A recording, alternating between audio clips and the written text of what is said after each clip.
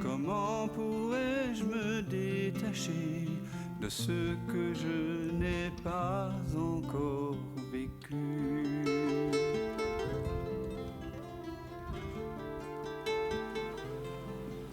Oui, ça c'est l'investigation du soi. Et plus vous allez demeurer, disons, dans ce silence, dans cet espace de non-savoir, plus vous allez goûter à la nature du soi.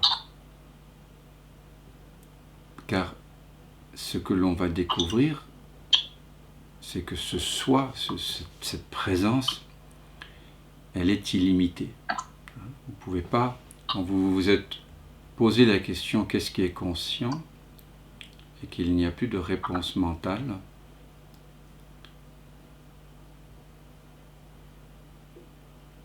et si je vous pose la question maintenant, est-ce que vous pouvez trouver une limite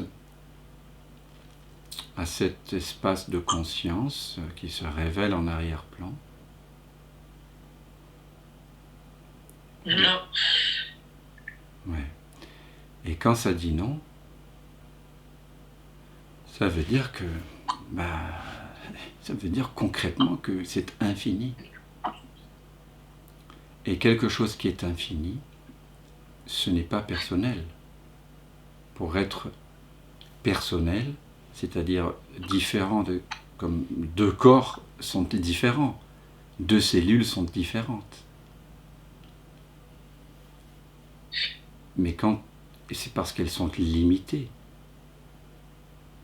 Elles ont des caractéristiques. Mais cet espace qui est infini n'a pas en lui-même de caractéristiques.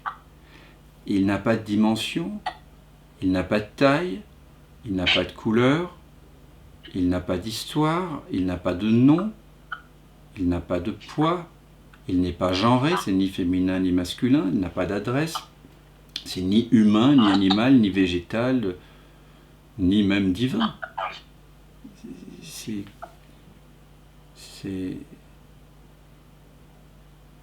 C'est rien de perceptible, rien de concevable. Et si vous pouvez demeurer dans ce rien de perceptible, rien de concevable, dans cette présence infinie, vous remarquez que cet espace n'est pas en conflit avec ce qui pourrait apparaître en lui. N'est-ce pas? Est-ce que cet espace qui est illimité pourrait résister à quelque chose, dire non à quelque chose, à un événement, à une pensée, à une sensation, à une émotion, à un événement, à une guerre, que sais-je? Est-ce que cet espace a une capacité de dire non dans votre expérience directe là, hein? Regardez pour vous-même.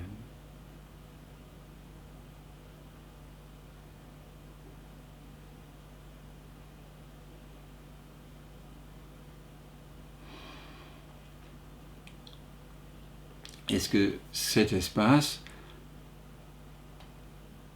peut résister à ce qui apparaît en lui? Non.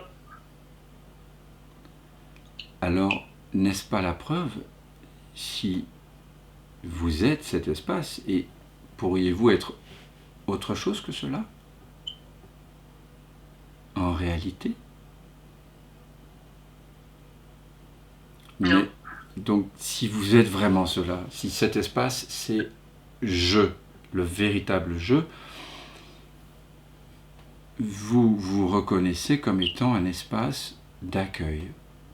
Un accueil, mais absolu, inconditionnel.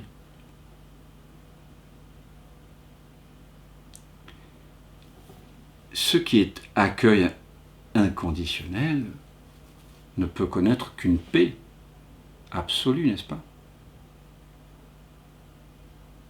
Une paix inconditionnée. N'est-ce pas la même caractéristique qu'on donne à Dieu, au divin?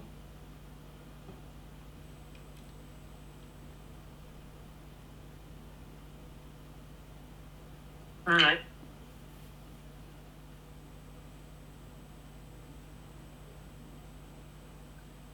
Donc bien sûr, on peut par la mémoire se remémorer tous les instants où la personne a dit non, où on a refusé des choses, où on a eu des désirs personnels, des peurs de perdre, ou des désirs d'acquérir.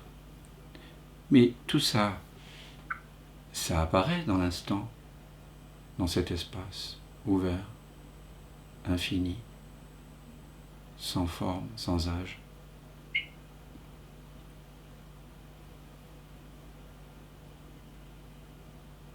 Donc, les apparents oui de la personne, parce que je dis apparent parce que la personne ne peut jamais dire vraiment oui.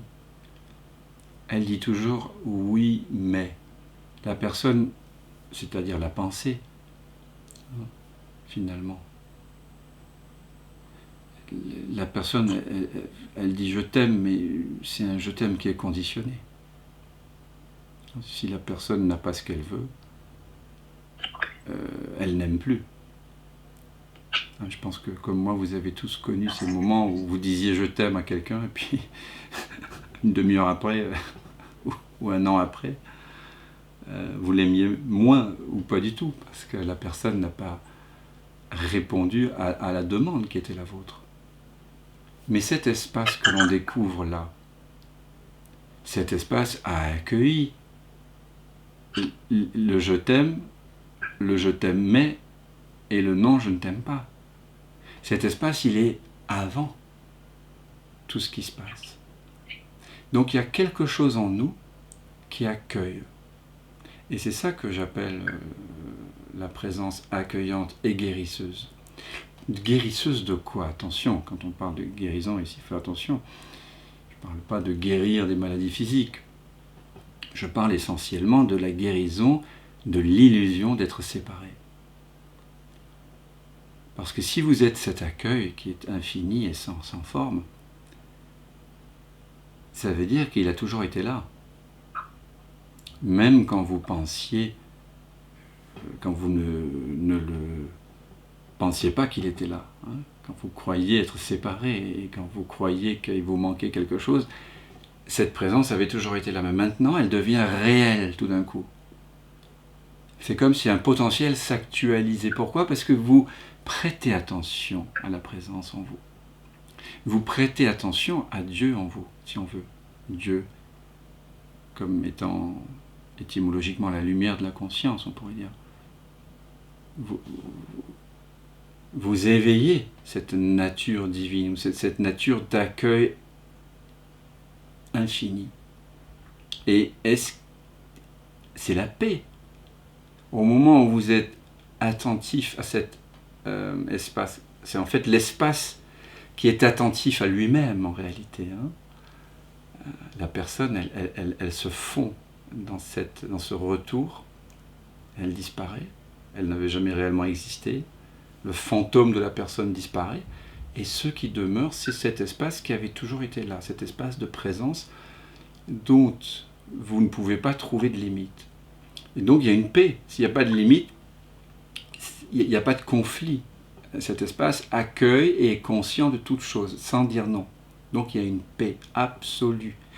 Quelle que soit l'expérience qui est vécue dans cet espace, et il n'y a pas d'autre espace pour accueillir les événements de la vie, ça a toujours été cet espace-là. Cet espace-là est en paix. Toujours. Est-ce que quelque chose pourrait, un événement par exemple, pourrait empêcher cet espace d'être la paix? Je vous pose la question directement, dans votre expérience présente.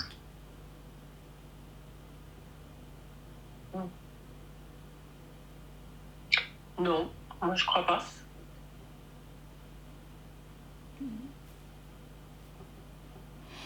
Donc cet espace, il est paix.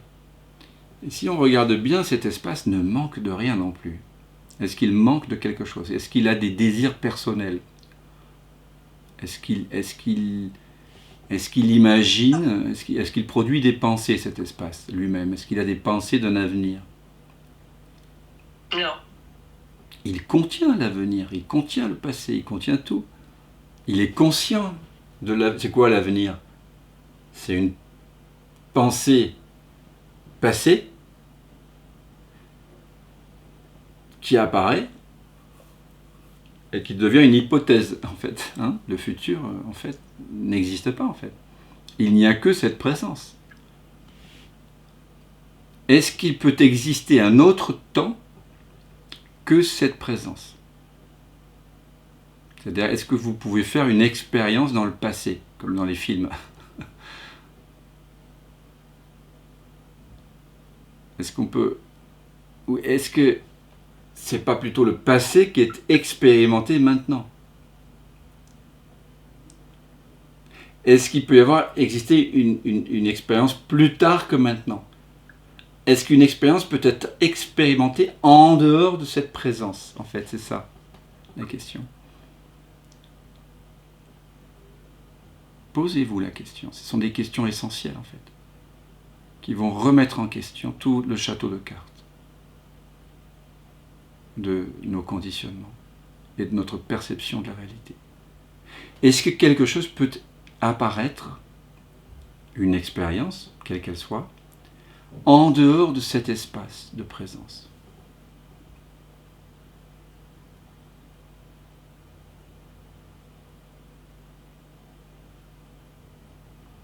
En termes d'expérience personnelle, tu veux dire?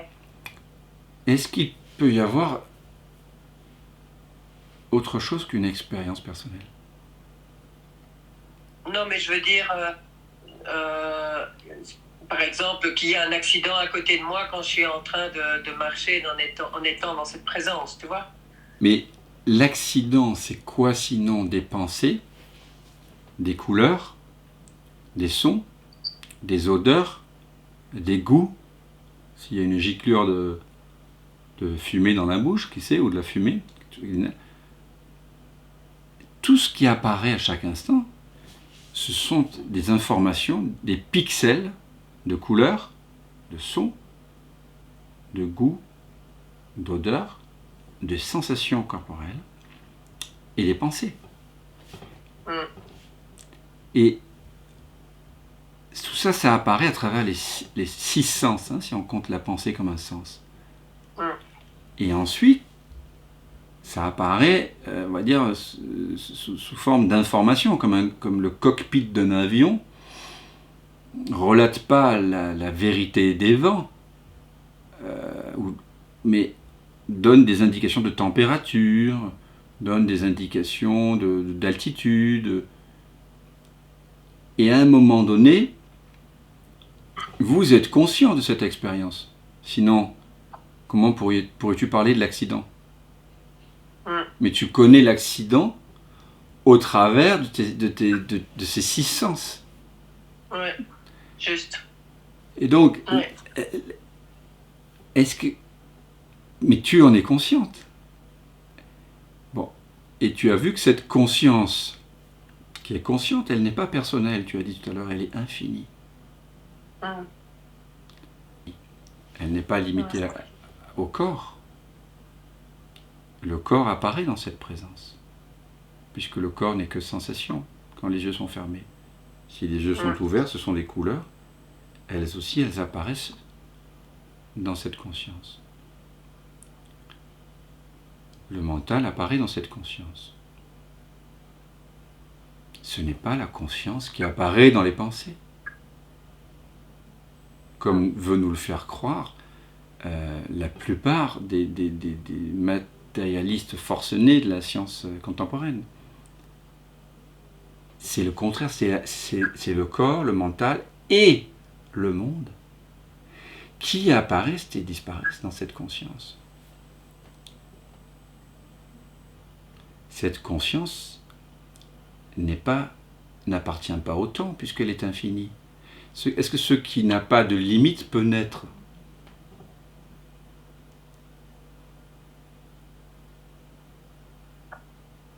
Ben non. C'est. Voilà, c'est là.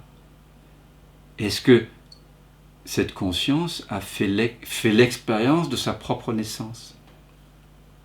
Est-ce que c'est l'expérience que vous faites en ce moment? La question?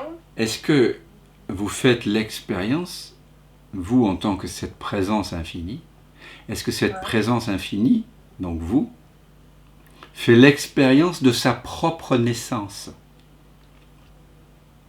Elle fait l'expérience, en tout cas, de sa propre réalité.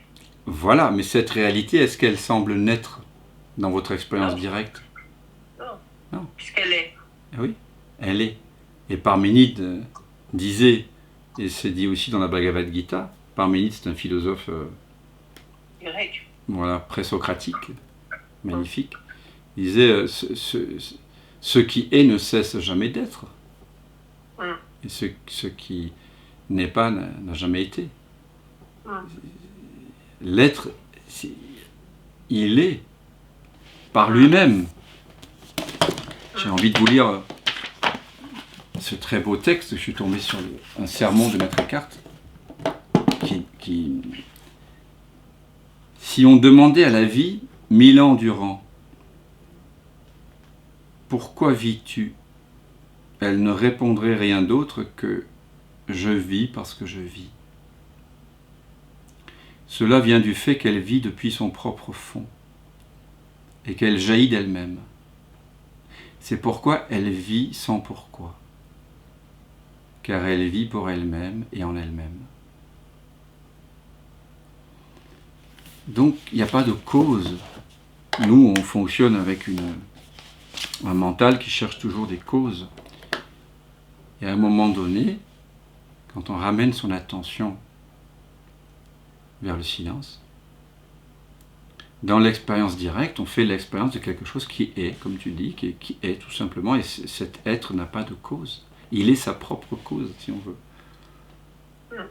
Il est sa propre lumière.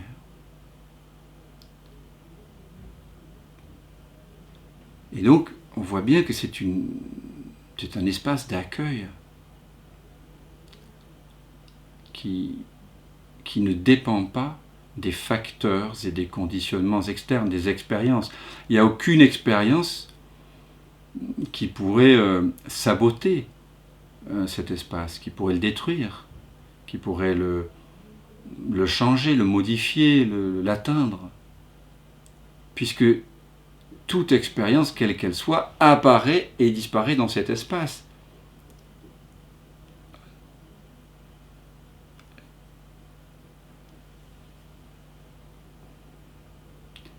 Et donc cet espace, comme il est infini, il ne manque de rien.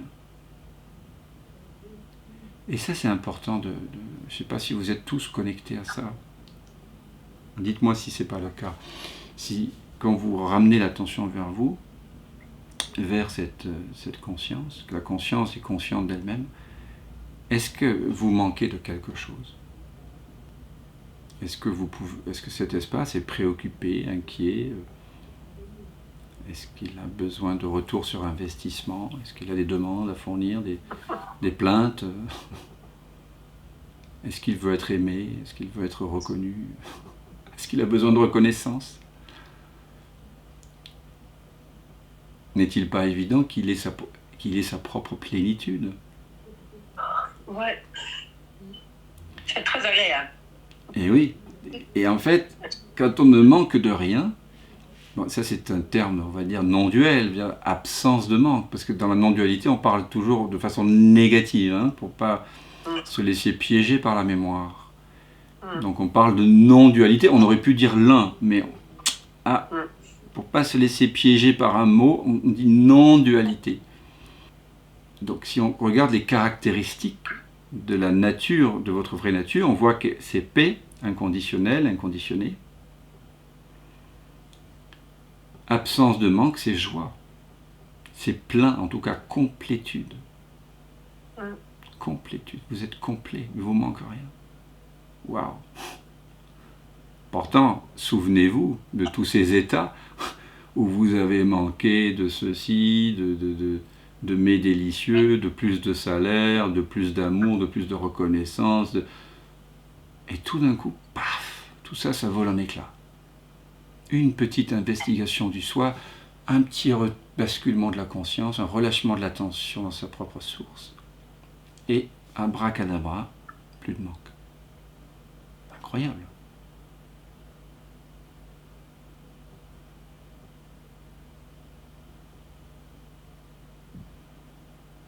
Donc il y a une joie aussi là.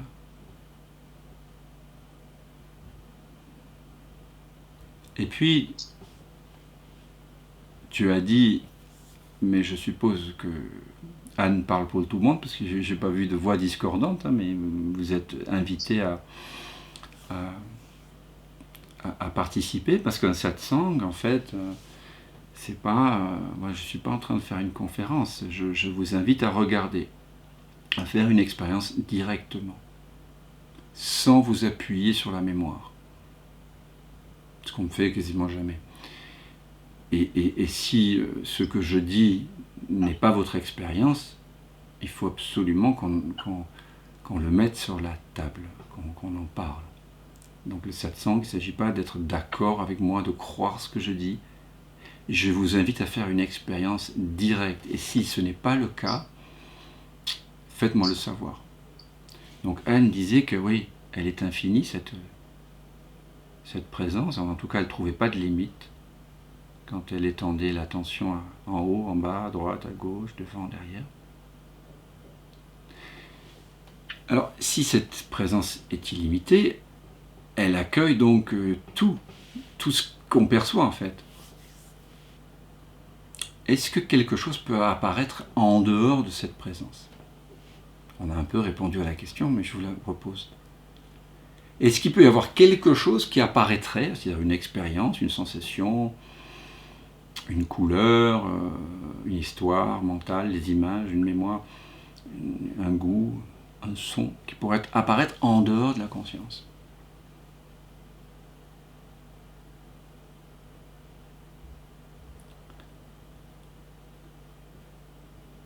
À combien de centimètres, de mètres, de kilomètres apparaît ma voix dans la conscience en cet instant?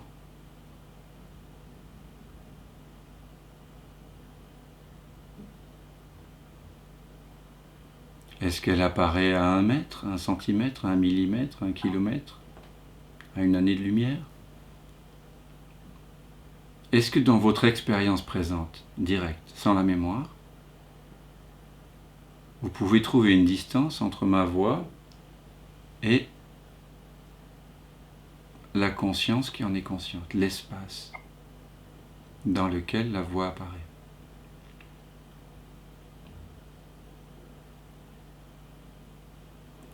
Et si c'est le cas, dites-moi où cesse cette présence et où commence la voix. Parce que s'il y a une distance, ça veut dire que j'apparais en dehors de la conscience.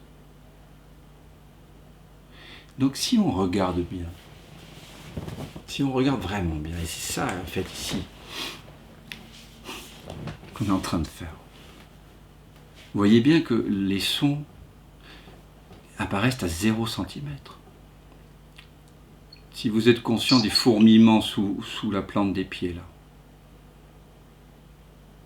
ou des fourmillements dans le visage, la chaleur, l'impression de chaleur dans le visage, ou fourmillements dans la paume des mains, par exemple, pour prendre des zones un peu irriguées.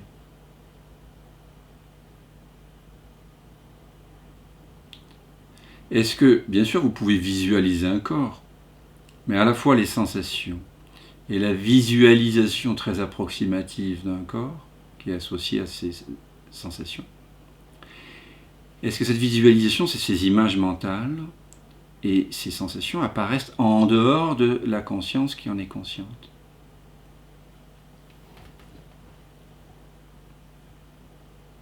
Non. Donc, si ça apparaît à 0 centimètre de vous, comment ne pas dire que c'est vous? Vous voyez, là, je fais un saut un peu quantique, mais qui pour moi est évident. C'est-à-dire que si quelque chose apparaît à 0 centimètre de moi, ben c'est moi. Pour que quelque chose apparaisse à une distance, c'est pas moi.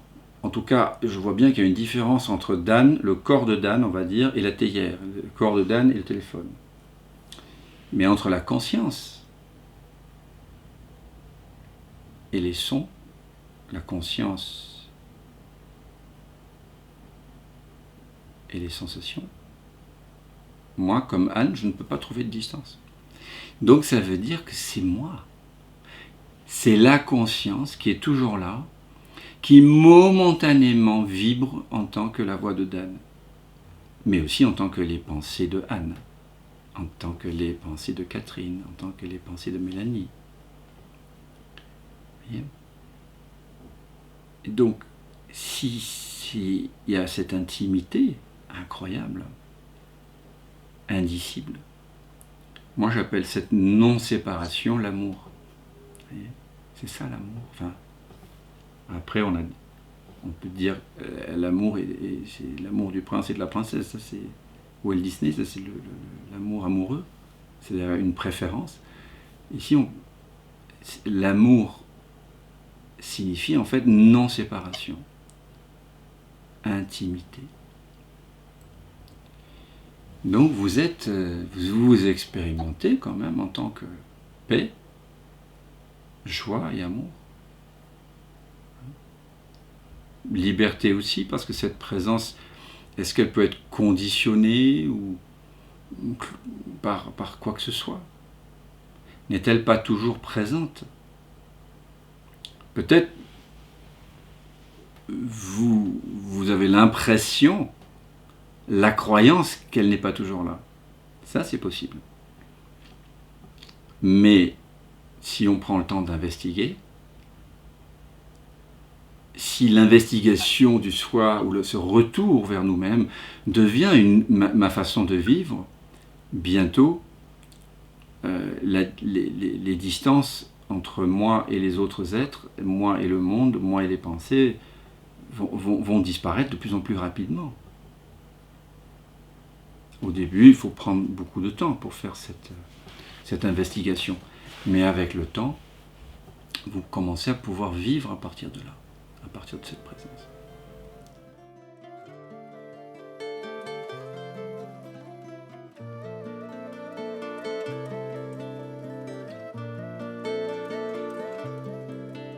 On ne peut lâcher que ce que l'on a tenu. Mais comment pourrais-je me détacher de ce que je n'ai pas encore vécu?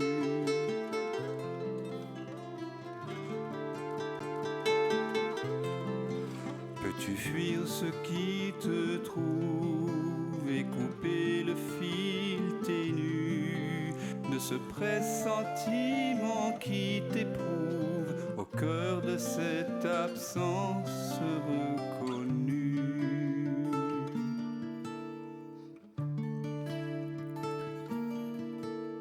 Ce qui s'obstine pendant le sommeil, ce que tu sens juste après le réveil, garde la fleur des dérives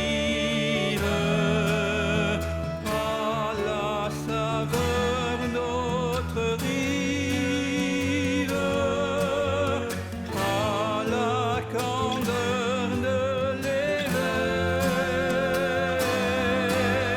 Ce qui te rêve t'arrive.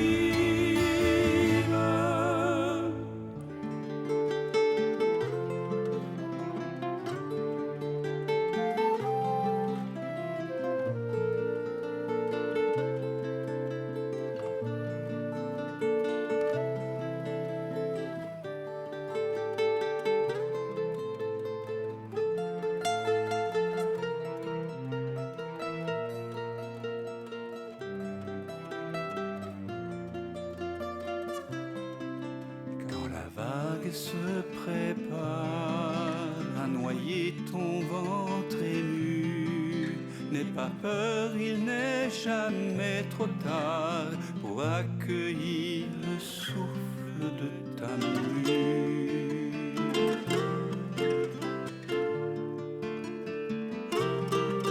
Le passé n'existe pas quand le cœur est mis à nu. dans le vu pour vraiment voir. Tu cueilles en toi ce monde entreaperçu.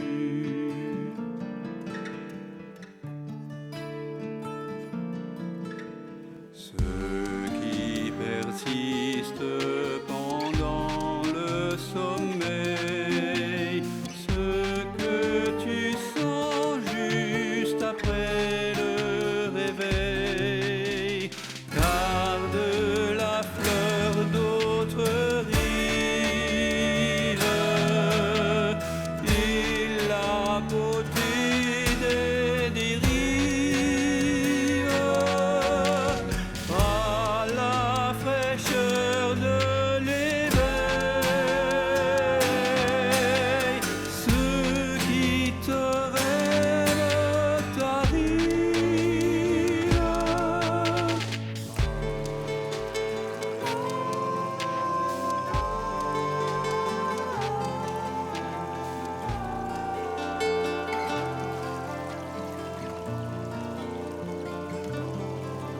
On ne peut lâcher que ce que l'on a tenu. Mais comment pourrais-je me détacher de ce que je n'ai pas encore vécu?